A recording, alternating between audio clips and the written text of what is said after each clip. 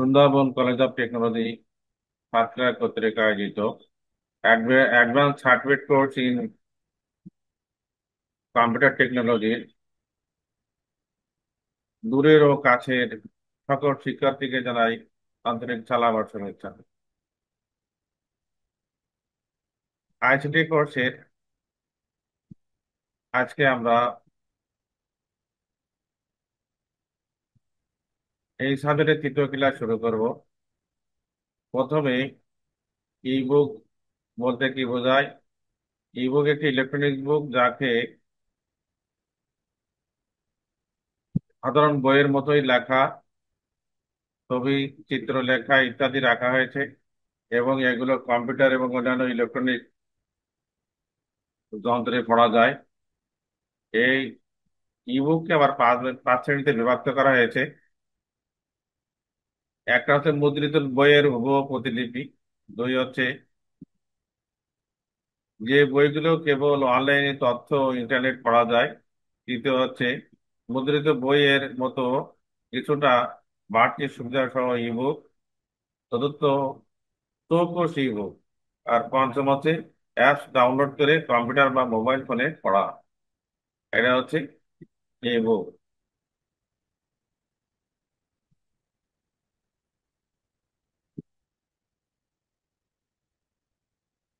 এরপর কি e learning বলতে কি বোঝায়। ই লার্নিং অর্থ হলো ইন্টারনেট থেকে শিক্ষা নেওয়া, এবং আমরা যদি ইন্টারনেট থেকে কোনো কিছু শিক্ষা গ্রহণ করি বা দূরশিক্ষণ পদ্ধতির মাধ্যমে ই লার্নিং করা। ই লার্নিং এর কিছু অপকারিতা বা কিছু সুবিধা রয়েছে, কিছু অসুবিধা রয়েছে। সুবিধা হচ্ছে এটি অনলাইন কোর্স সরবরাহ করার একটি খুবই দক্ষ উপায়। এটা ঘরে বসে এই কোর্স করা যায়। শারীরিক শ্রেণীকক্ষের কোনো প্রয়োজন হয় না, ফিজিক্যালি শ্রেণীকক্ষের কোনো প্রয়োজন হয় না, অনলাইনে ইন্টারনেটের সংযোগের মাধ্যমে এই ক্লাস করার সুযোগ করা যায়। যারা চাকরির পাশাপাশি পড়াশোনা চালিয়ে যেতে চান তাহলে আপনার জন্য রয়েছে বিভিন্ন ধরনের ই লার্নিং ভিত্তিক কোর্স। আপনার ব্যয় হ্রাস করতে আপনি চাইলে ই লার্নিং কোর্স ব্যবহার করতে পারেন। 5 নম্বর, তো অনেকেই আছেন সময়ের জন্য আপনার প্রয়োজনীয় ডিগ্রি অর্জন করতে পারেন, কিন্তু ই লার্নিং এর ক্ষেত্রে আপনি যে কোনো সময় আপনার ক্লাস করতে পারবেন সেদিনের সময়সূচি অনুযায়ী। কিন্তু ই লার্নিং করতে কিন্তু অসুবিধাও রয়েছে। যেমন যারা কম্পিউটার সম্পর্কিত বা কম্পিউটার ব্যবহার করতে পারেন না, তারা এই শিক্ষা সঙ্গে সংযোগ স্থাপন করতে পারবেন না। ভিডিও কনফারেন্স, অনিবার বা সামনে মুখোমুখি ভিডিও চ্যাট ব্যবহারের মাধ্যমে ই লার্নিং ক্লাস করতে দিতে হয়। তবে সামনাসামনি পাঠদানের মাধ্যমে শিক্ষার্থীরা তাদের সমস্যাগুলো আরো সহজে উপায় করতে পারে। দূরশিক্ষণে সেটা হলে একটু কঠিন হয়ে যায়। অনলাইনে শিক্ষা ব্যবস্থা শিক্ষার্থীদের প্রতিক্রিয়া সীমিত হয়ে যায়, আর ভালো যোগাযোগ ব্যবস্থার অভাবে আপনি অনলাইনে ই লার্নিং ক্লাস বুঝতে পারবেন না। এই হচ্ছে অসুবিধা সম্ভব। এই পাঠ্য পুস্তক বলতে কি বোঝায়।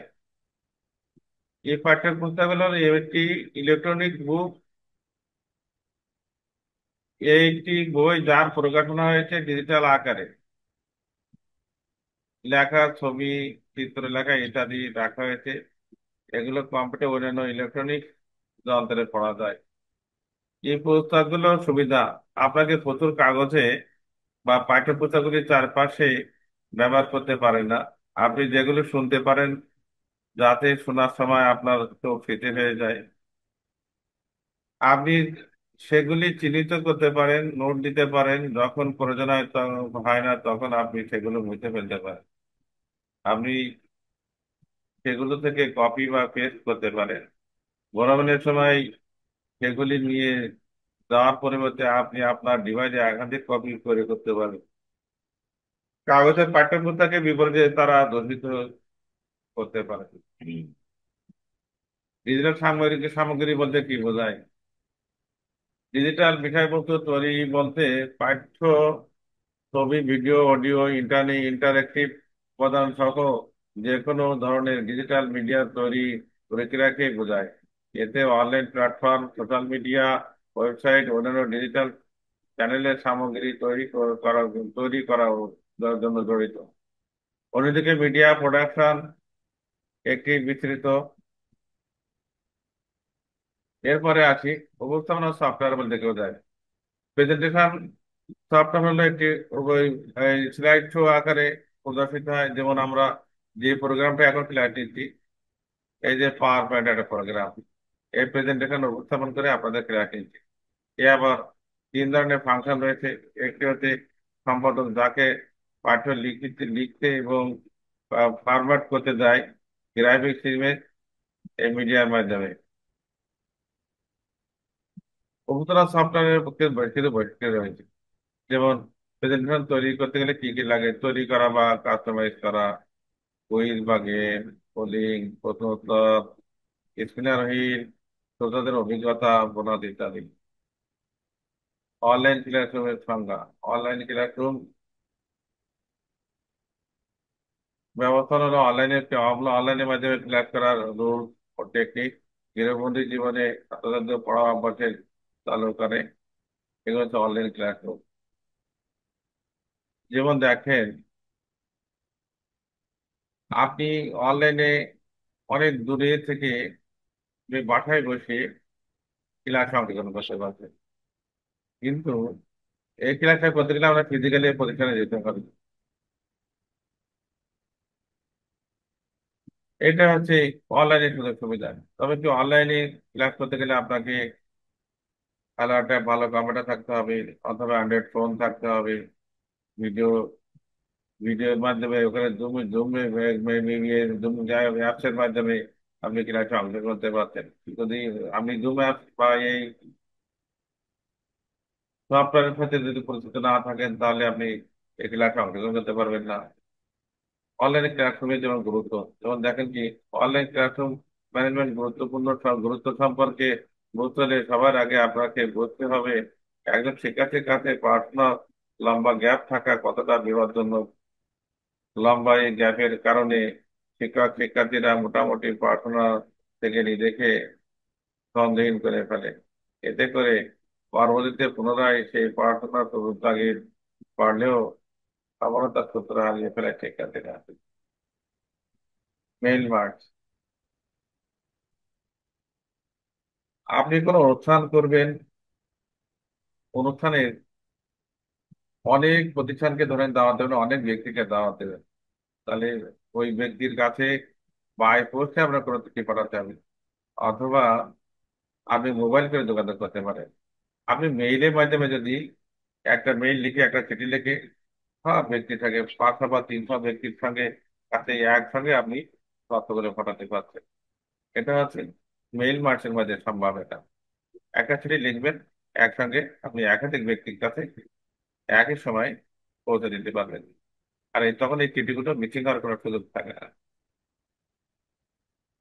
মেইল মার্চ কেন ব্যবহার করবো? মেইল মার্চ ব্যবহার করবে এই কারণে, যেমন তেমন কি, আগে চিঠিপত্র পাঠাতে গেলে খামের মাধ্যমে বাই পোস্টে বা পোস্ট অফিসের মাধ্যমে পাঠাতে হতো। আর এখন আমরা মেসেজ দিয়ে পাঠাতে পারি, মোবাইলের মাধ্যমে পাঠাতে পারি, ইন্টারনেটের মাধ্যমে পাঠাতে পারি। তো এগুলি, এই যে সুবিধাগুলো, এগুলো হচ্ছে মেইল মার্ট বা এই অনলাইনের মাধ্যমে এটা সম্ভব হয়েছে।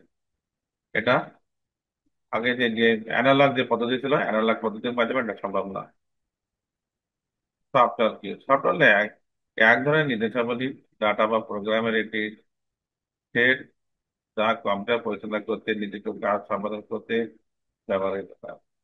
সফটওয়্যার হলো একটি জেনেটিক পদ্ধতি, স্ক্রিপ্ট বা প্রোগ্রামগুলো বোঝাতে হয়। এটিকে একটি কম্পিউটারের পরিবর্তনশীল অংশ হিসেবে বলা যেতে পারে। সফটওয়্যার আবার দুই প্রকার, একটা আছে হার্ডওয়্যার, একটা আছে সফটওয়্যার। হার্ডওয়্যার যেমন মানুষের যেমন শরীর, এটা আছে হার্ডওয়্যার। আর মানুষের জীবনটা আছে সফটওয়্যার। যেমন কম্পিউটারে যে শক্ত যন্ত্রাংশগুলো, এগুলো হার্ডওয়্যার। আর ওখানে যে প্রোগ্রামগুলো দেওয়া হয়, যে প্রোগ্রামের মাধ্যমে আমরা কাজ করি, যে প্রোগ্রামের মধ্যে কম্পিউটারের গোটা বিশ্বে নিয়ন্ত্রণ করছে, এটা হচ্ছে সফটওয়্যার।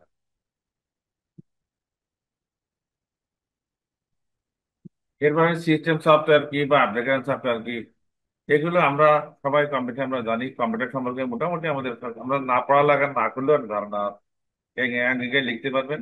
আর আমাদের প্রশ্নগুলো এমনভাবে তৈরি করা হয়েছে, সেটা হচ্ছে এই যে আপনার পরীক্ষা আসবে অতি সংক্ষিপ্ত প্রশ্ন, সংক্ষিপ্ত এবং রচনামূলক বা বড় প্রশ্ন। প্রশ্নগুলো এমনভাবে পড়লে, একটা প্রশ্ন পড়ে রাখলে এটা সংক্ষিপ্ত আকারে আসতে পারে, অতি সংক্ষিপ্ত আসতে পারে, এবং বড় বড় প্রশ্ন আসতে পারে। তাহলে এখান থেকে আমরা সাহায্য নিয়ে দুটো জায়গায় ব্যবহার করতে পারি। ব্রাউজার কি? এর মানে ব্রাউজার কি? ব্রাউজার এমন একটি সফটওয়্যার যার মাধ্যমে একজন ব্যবহারকারী যে কোনো ওয়েবসাইটে, ওয়ার্ল্ড ওয়াইড ওয়েব অথবা লোকাল এরিয়া নেটওয়ার্কের অবস্থিত কোনো ওয়েবসাইটে যে কোনো লেখা, ছবি, অন্যান্য তথ্যের অনুসন্ধান ডাউনলোড করতে পারবে বা দেখতে পারবে। ব্রাউজ করা বা সোজা আহ, বা বাসায় বলে ঘাটাঘাটি করতে পারবে। ব্রাউজ যেমন কি? যেমন হচ্ছে, যেমন গুগল ক্রোম, তারা অপেরা মিনি, ফায়ারফক্স ইত্যাদি। এগুলো হচ্ছে ব্রাউজার বা ইউআরএল বলা যায়। এই আজকের আমাদের এই পর্যন্ত আমাদের আলোচনা। কারো করে যদি প্রশ্ন থাকে তো বলতে পারেন। কারণ হচ্ছে এই ক্লাসগুলি এভাবে আমাদের অব্যাহতভাবে চলবে। আর সমস্ত কোর্সের, সমস্ত ক্লাসের নোটপত্র যথাসময়ে অনলাইনে পাবেন, হার্ড কপি পাবেন অফিস থেকেই। যেভাবে আপনার সুবিধা হয় সেভাবে আমরা সংগ্রহ করে নেবেন, এবং পরীক্ষার আগেই আমরা সম্ভাব্য একটা সাজেশন দিয়ে দেবো এবং উত্তরপত্র দিয়ে দেবো। সবাই সবাই ভালো থাকুন, সুস্থ থাকুন, এই কামনা করে আজকে ক্লাস সমাপ্ত করছি। ধন্যবাদ সবাইকে।